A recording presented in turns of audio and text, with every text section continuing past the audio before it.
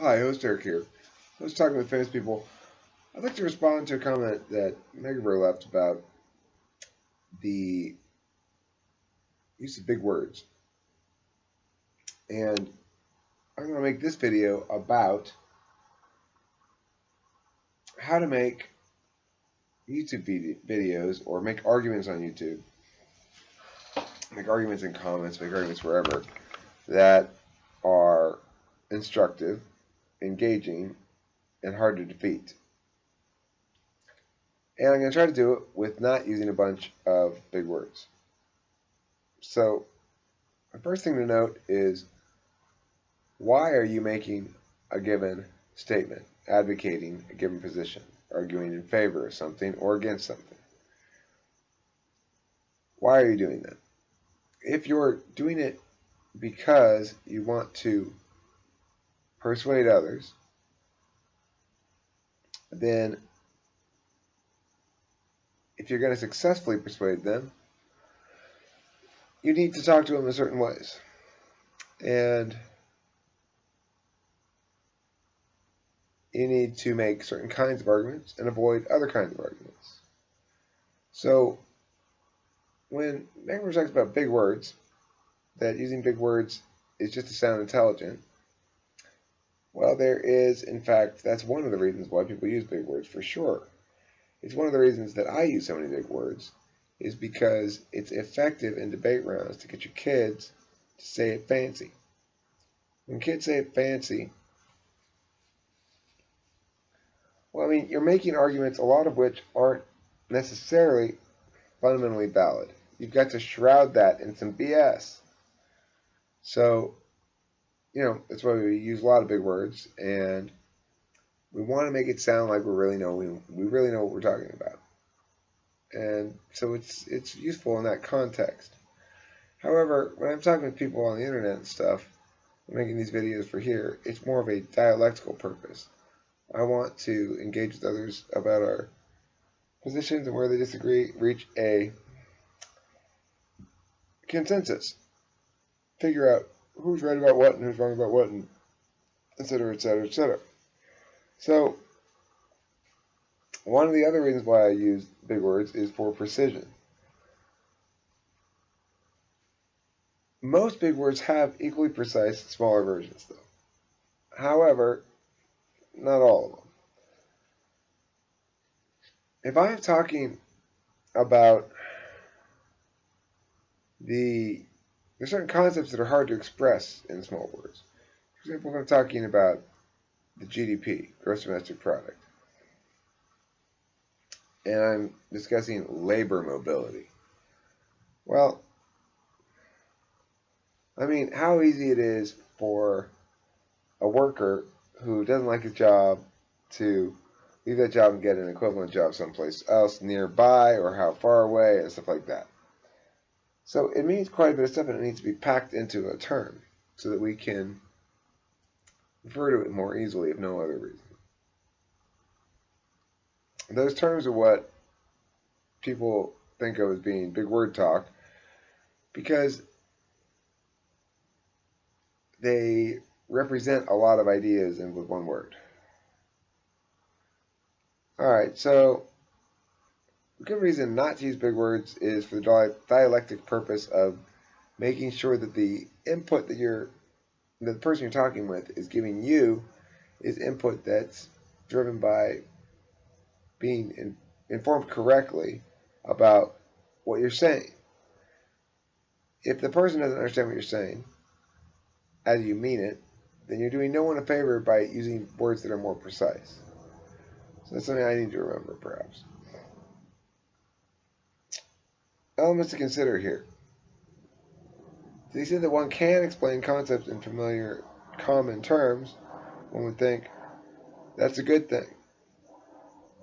It would increase understanding. But at the same time, to the extent that one could talk in a way that familiarizes others with terms that they're currently unfamiliar with, that's a good thing too. I remember when Candace began using and learned the word proportionality and proportional.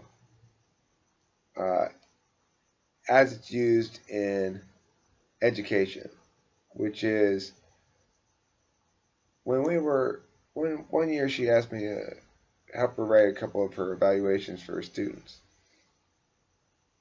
And she'd say, well, I want to say this thing that was kind of not nice about the kid, or not a positive. I want to phrase it, like, let me just one little thing and Johnny freaks out and throws a tantrum. I'd say, well, you just say that Johnny's reactions are disproportionate to the thing that caused it, to the antecedent or whatever, or it's not proportional. Problem is,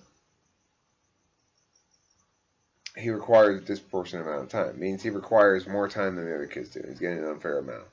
Stuff like that. She started using that word after I demoed it being used a couple of times in some of her evaluations, and was very happy to have it because she indicated that there was something she had to explain a lot before, but didn't really have a good word for it. So that makes me think that there's certain reasons for bigger words, if they are in fact expressing concepts that are more quickly and easily expressed with a big word than they are by explaining out the whole concept. I'll say regarding the issue of precision, somebody who is favoring parsing and linking, and parsing as a mechanism, namely me, is going to tend to favor big words. And somebody who's favoring linking as a mechanism is going to tend to favor smaller words, because the more parsed something is, then the less of a complete whole it is, and the less it's going to link with large things. And your NI types are going to want to have meaningfully weighted synthesis, which becomes decreasingly possible as the words get bigger and the distinctions become smaller. Elements to consider, got that. Personal biases. So, obviously, I'm subject to a certain amount of personal bias in how I deal with things, how I address, what kind of discourse, what kind of language I use.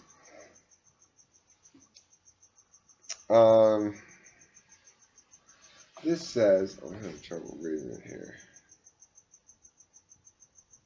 No more any. What does it say? Gosh, I can't read it.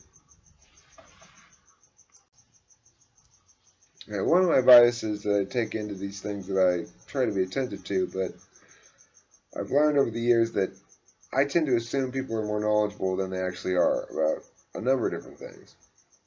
And I get accused of doing that, like, oh, you don't know about that thing occasionally, when I don't catch myself in time and express the genuine surprise that I feel about them not knowing something.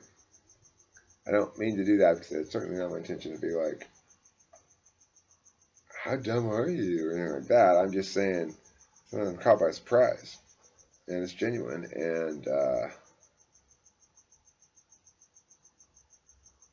it's surprising what people don't know sometimes. It's fine. I'm sure I have equal gaps in my knowledge that are surprising to them. You mean you don't know what a carburetor does, or something like that? I mean, I do know what a carburetor does, but you can find plenty of stuff on a car that I wouldn't know what it does. So that's basically the end of this video. I hope I've done a better job of keeping things in small words. When I say dialectic earlier, I meant discourse, back and forth, conversation that is not designed to be, I'm going to beat you with this argument, I'm going to beat you with this argument. Instead, it's going to be designed to be, hey, I've got a good idea, but I'm worried about these parts. What do you think? Should we get rid of this one? Oh, you have one good idea here. Let's get rid of your bad idea there. Oh, I agree. Let's get rid of my bad idea here and your bad idea here. Oh, fine. Blah, blah. That's working together to get rid of each other's bad ideas and promote each other's good ideas. That's going to be dialectic as opposed to rhetoric, which is I win, no, you win. So, anyway, my thoughts on the big word thing. It's interesting. I like that comment. It's interesting.